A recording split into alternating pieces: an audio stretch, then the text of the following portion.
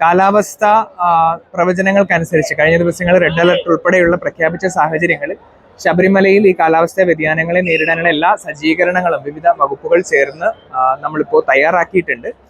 കാലാവസ്ഥ എത്ര പ്രതികൂലമായാലും നമ്മുടെ ദർശനം ഭക്തർക്ക് യാതൊരു തരത്തിലുള്ള ബുദ്ധിമുട്ടുകളും ഉണ്ടാകാതെ സുരക്ഷിതമായി ശബരിമലയിലേക്ക് വന്നു പോകാനുള്ള എല്ലാ സജ്ജീകരണങ്ങളും എല്ലാ വകുപ്പുകളുടെയും നേതൃത്വത്തിൽ നടക്കുന്നുണ്ട്. അതിൻ്റെ ഒരു മീറ്റിംഗ്, വിവിധ വകുപ്പുകളുടെ ഒരു മീറ്റിംഗ് കഴിഞ്ഞ ദിവസം പമ്പയിൽ വെച്ച് കൂടുകയുണ്ടായി.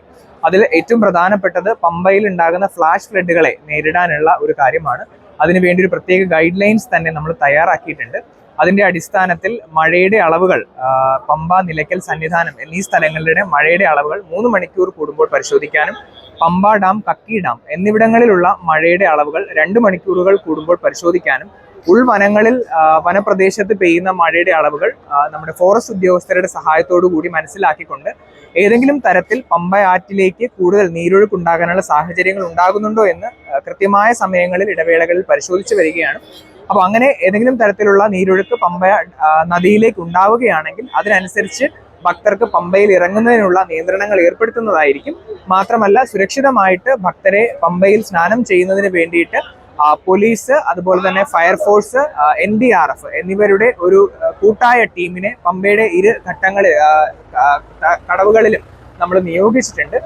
മാത്രമല്ല പമ്പയിലെ ജലനിരപ്പ് റെഗുലേറ്റ് ചെയ്യുന്നതിന് വേണ്ടിയിട്ട് ഇറിഗേഷൻ വകുപ്പിന്റെ ഉദ്യോഗസ്ഥരും 24 മണിക്കൂർ പ്രവർത്തിക്കുന്ന തരത്തിൽ നമ്മൾ നിയോഗിച്ചിട്ടുണ്ട്.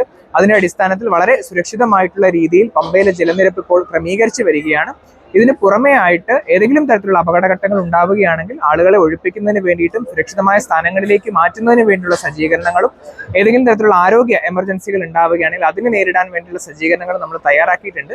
ഈ ഫ്ലാഷ് ഫ്ലഡിന് പുറമേ തന്നെ ലാൻഡ് സ്ലൈഡ്, അതുപോലെ തന്നെ മരങ്ങൾ വീണുണ്ടാകുന്ന അപകടങ്ങൾ, അതുപോലെ തന്നെ പാമ്പുകടി പോലെയുള്ള അപകടങ്ങൾ, ഇത്തരത്തിലുള്ള അപകടങ്ങൾ നേരിടാനുള്ള തയ്യാറെടുപ്പുകളും നമ്മൾ തയ്യാറാക്കിയിട്ടുണ്ട്. ഇങ്ങനെ പൂർണ്ണ തോതിൽ തന്നെ ശബരിമലയിൽ ഏതൊരു ദുരന്ത സാഹചര്യത്തെയും നേരിടാനുള്ള സജ്ജീകരണങ്ങൾ വിവിധ വകുപ്പുകൾ ചേർന്ന് തയ്യാറാക്കിയിട്ടുണ്ട്.